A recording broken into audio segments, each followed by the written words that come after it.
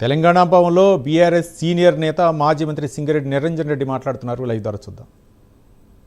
అప్పటిదాకా గోదావరి బనకచర్ల లింక్ ప్రాజెక్టుకు ఏ రకమైన అనుమతులు ఇచ్చినా కూడా అది తెలంగాణ గొడ్డలు పెట్టే, దాన్ని ఆపకపోతే ఈ కాంగ్రెస్ ప్రభుత్వం యొక్క చాతగానితనము, దాంతోపాటు తెలంగాణ ప్రయోజనాలను శాశ్వతంగా పణంగా పెట్టినట్లే అవుతుంది. దీని మీద దృష్టి పెట్టమంటే కాళేశ్వరాన్ని కూలేశ్వరం అని ఆనందపడడం, కేసీఆర్కు సవాల్ విసిరి వస్తావా రావా అని చెప్పి మాట్లాడడం, తొడలు కొట్టడం, రంకేలేడు, ఇదేందండి? దీనివల్ల వచ్చేటువంటిది ఏమీ లేదు. దీనివల్ల వచ్చేది కానీ ఒరిగేది కానీ ఏమీ లేదు. కేసీఆర్ ఒక ప్రాజెక్టు కట్టలే అంటాడు, ఒక ప్రాజెక్టు నుంచి నీళ్ళు ఇవ్వలే అంటాడు. కాళేశ్వరం నుంచి బారిన నీళ్ళని ఎక్కడివి?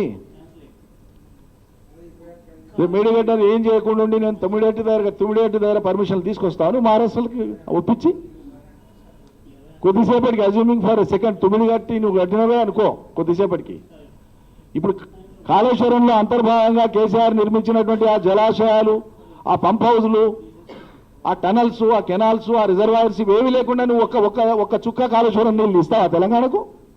తెలుసా నీకు ఇంతకు ఆ నీళ్ళు ఎట్లా మారుతాయో? ఒక్కనాడైనా మీరు మీ మంత్రులపై కాళేశ్వరం ప్రాజెక్టు యొక్క ఆమూలాగ్రం అక్కడ ఏముంది అసలు అనేటువంటి పరిశీలించరా? ఆ సోగే లేదు. 18 నెలలైంది నువ్వు ప్రశ్నిస్తున్నావు కేసీఆర్ నీళ్ళు ఇచ్చినావా అని. పాలమూరు రంగారెడ్డిలో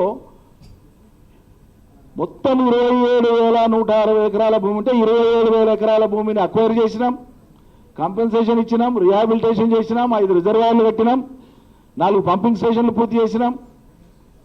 మిగిలిన కొద్దిపాటి పనులు ఏవైతే ఉన్నాయో, 10% వర్క్స్ ఏవైతే ఉన్నాయో అవి ఒక 3-4 నెలలు లేదా 5-6 నెలలు మనసు పెట్టి పనిచేస్తే అయిపోతాయి. ఒక 1,000-1,200 కోట్లతోన మొత్తం ప్రాజెక్టు ఫలితం ఇస్తుంది, ప్రజలు బాగుపడతారంటే నువ్వు పాలమూరు బిడ్డనని చెప్పుకొని ఇవాళటి వరకు ఆ ప్రాజెక్టు మీద ఒకనాడు దృష్టి పెట్టిందిలే, ఒకనాడు పోయి కాలు పెట్టి దాంట్లో కాలు మోపి చూసిందిలే, సమీక్ష చేసిందిలే. ఎందుకంటే అది మొత్తం కంప్లీట్ అయింది, అడిగిపోతే కనిపిస్తుంది ప్రజలకు. ఆఖరి 6 నెలల ముందు వాళ్ళ భావన, ఆఖరి 6 నెలల ముందు పోయి పనిచేసినట్లు చేసి నీళ్ళు ఇస్తే కేసీఆర్ పెండింగ్లో పెడితే మేము నీళ్ళు ఇచ్చినామని చెప్పుకోవడానికి చేసేటువంటి ప్రయత్నమే.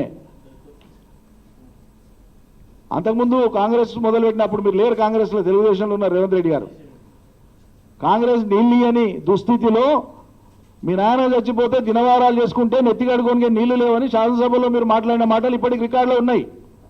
అది కాంగ్రెస్ పార్టీ యొక్క చరిత్ర, పాలమూరుకు చేసినటువంటి గొప్ప. అటువంటి పెండింగ్ పాలమూరు ప్రాజెక్టులను పూర్తి చేసింది. పాలమూరు ప్రాజెక్టులలో సింహభాగం నీళ్ళు ఇచ్చేటువంటిది కల్వకుర్తి లిఫ్ట్ ఇరిగేషన్.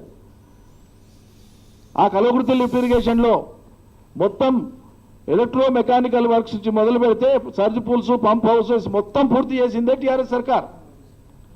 కేవలం 12,000 ఎకరాలకు మాత్రమే నీళ్లు ఇవ్వదగిన మోతాదుకు పనులు చేసి పూర్తి చేసింది కాంగ్రెస్. 4 లక్షల పైచిలకు ఎకరాలకి ఇలా కేఎల్ఐ కింద పారుతుందంటే నీళ్ళు ఇచ్చింది కేసీఆర్ సర్కార్. తెలంగాణ వచ్చినాక హరీష్ రావు నీటిపారుదల మంత్రిగా ఉన్న సమయంలో పూర్తి చేసినాం మేమందరం వెంబడిపడి. దానికి 5,749 కోట్ల రూపాయలు ఖర్చు అయినాయి కల్వకుర్తి లిఫ్ట్ ఇరిగేషన్కి. దాంట్లో సుమారు 4,000 కోట్ల రూపాయలు కేసీఆర్ సర్కార్ ఖర్చు చేసింది. నువ్వు 100 కోట్లు పెడితే అవుతుంది, 200 కోట్లు పెడితే అవుతుంది.